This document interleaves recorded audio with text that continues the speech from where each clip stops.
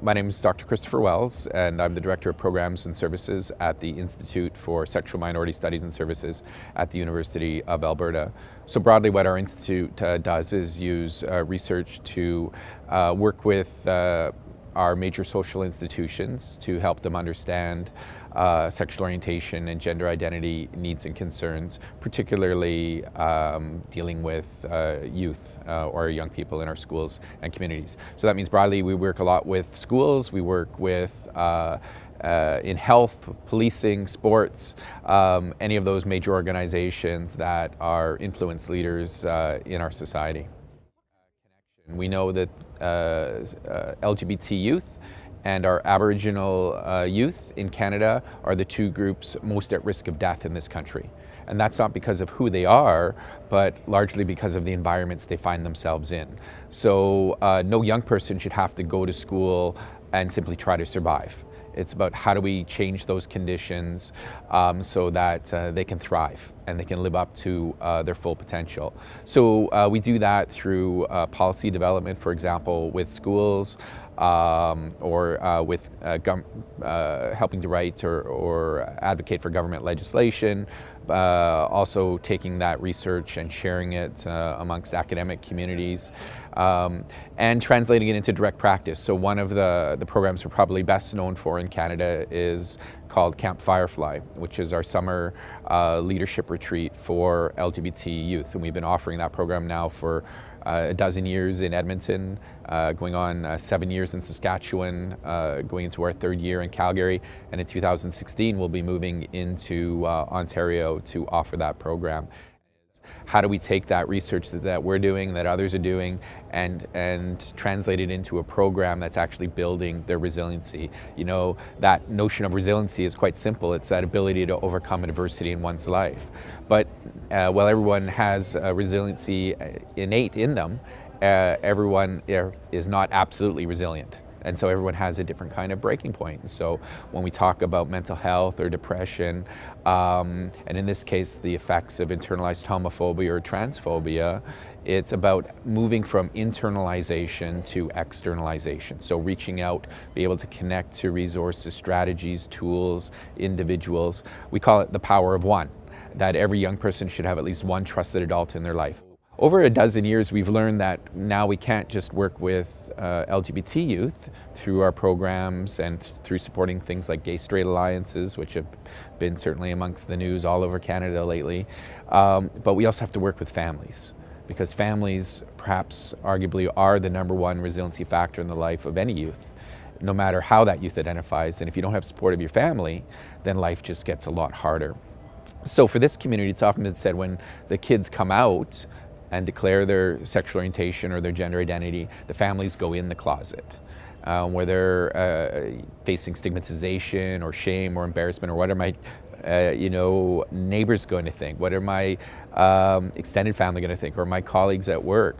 And so really what we want to have happen is to provide support for those families. So we have a related project called the Family Resilience Project, which provides free counseling for children, youth, and families on sexual orientation and gender identity issues. And it's that notion we want families to move from rejecting behaviors, and sadly many families still cast their LGBT children out of their homes when they come out.